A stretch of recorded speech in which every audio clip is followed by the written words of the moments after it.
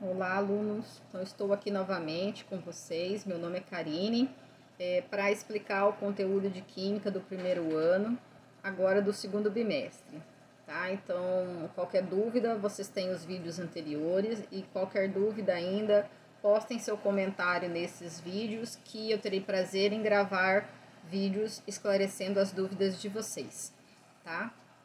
Então vamos lá a explicação deste material. Eu vou também dividir esse vídeo em algumas partes, tá bom? Então vamos lá. Então estamos aqui de novo vendo a parte de ligações químicas, tá? Então aqui seriam os objetivos do nosso conteúdo. Estamos lembrando de novo como é que seria o modelo com a distribuição eletrônica.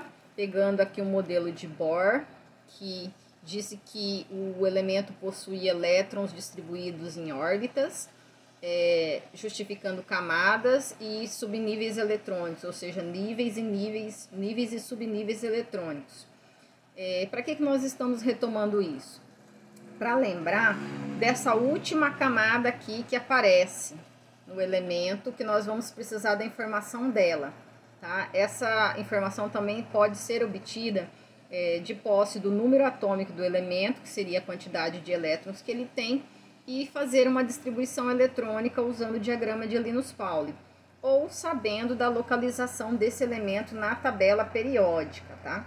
Então aqui aparece para vocês de novo aqui mostrando como é que seria essa distribuição em subníveis de energia usando o diagrama de Linus-Pauling, pegando os elementos que tem o seu subnível completo. Então, camada K, L, M, N, O, P e Q com subnível completo, tá? Então, só para vocês terem uma ideia quais são os elementos. Esses elementos estão na coluna 18 da tabela periódica, tá? E tem a sua última camada completa. Para que a gente vai mostrar isso aí? Para que vocês lembrem dessa última distribuição que nós vamos precisar para o conteúdo de ligações químicas. Então, no material tem uma tabela periódica aqui para vocês darem uma olhadinha. Então, aqui em cima aparecem os números das colunas para vocês verem, tá? Os números das colunas aqui. E aqui são as camadas que correspondem às linhas da tabela periódica, tá? Então, vamos subir ela aqui um pouquinho mais para a gente poder fazer a visualização. Então, aqui, de acordo com a localização do elemento na tabela periódica, eu sei qual é a terminação dele na distribuição eletrônica. Então, todos os elementos que estão na coluna 1, eles têm uma terminação em subníveis de energia de S1. Todos os elementos que estão na coluna 2 da tabela periódica, eles têm uma terminação de distribuição eletrônica em S2.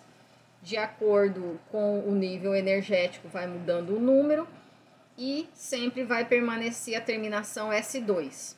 Essa parte interna aqui, os elementos terminados em D e os elementos terminados em F, para ligação química, nós não vamos utilizar eles, tá? Nós vamos utilizar essas duas primeiras colunas, a coluna 1 e 2, e depois essas 6 últimas colunas aqui da tabela periódica, onde nós vamos ter os elementos terminados em P com 1 elétron, P com 2 elétrons, P com 3 elétrons, P com 4 elétrons, P com 5 elétrons e P com 6 elétrons.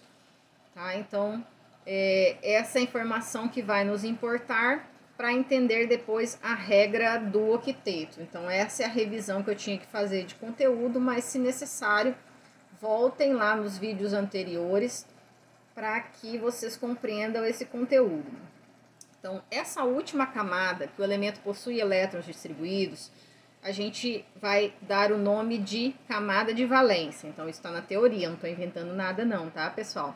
Então, essa camada de valência é ela que vai valer na hora da ligação química, tá? Então, ela corresponde à capacidade de ligações químicas que o elemento pode fazer.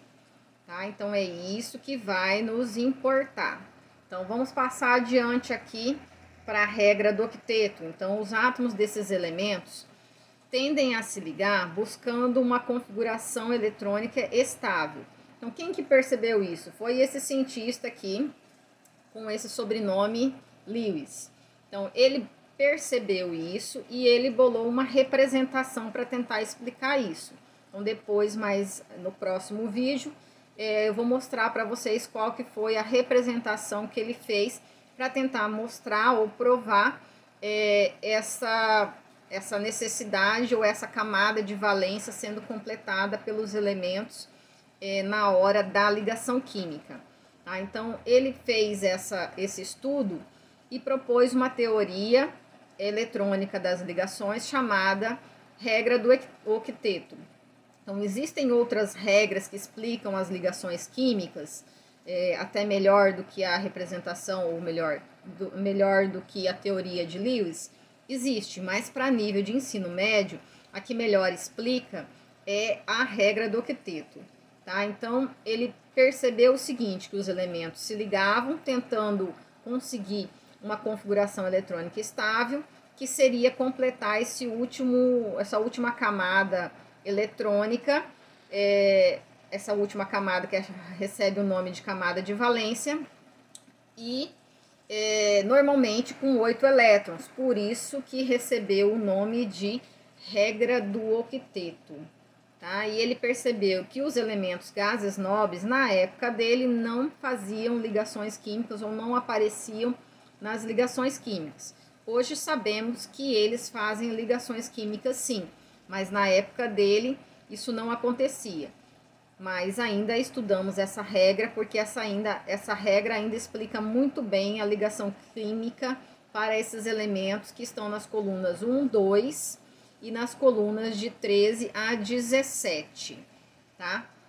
Só para terminar esse vídeo, eu vou falar aqui das ligações químicas, né? Que elas seguem essa regra do octeto e vão formar substâncias químicas, ou seja, os elementos vão se ligar de acordo com essa regra do octeto e vão formar substâncias químicas, que podem ser simples ou compostas. Só para terminar, deixa eu mostrar para vocês aqui essa regra do octeto numa tabela, que vocês podem contar também essa informação em alguns livros. Tá? Então, nós temos aqui, de acordo com uma coluna, então a primeira linha aí aparece, nessa tabela aparece os números das colunas dos elementos. Na segunda linha aparece o número de elétrons que esses elementos possuem na camada de valência. E na última linha aparece os valores compositivos ou negativos, como vocês podem perceber, que são referentes à quantidade de elétrons que o elemento possui, ou a mais do que uma camada de valência, ou seja, ou a mais do que uma camada completa, ou que falta para eles completarem a camada de valência. Então, vocês podem perceber que aqui da coluna 1 até a coluna 4, esses elementos podem ser considerados com elétrons a mais do que uma camada completa, tá? Independente do nível de energia que eles tiverem. Já os elementos que estão nas colunas também 14 até 17, por que também é 14? Porque a gente pode considerar o elemento da coluna 14 ou com 4 elétrons a mais do que uma camada de valência, ou com 4 elétrons faltando para completar a sua camada de valência. E os demais, de 15, 16 e 17, os elementos dessa coluna, têm essa característica de faltar 3 elétrons, 2 elétrons ou 1 elétron, respectivamente, para completar as suas camadas de valência.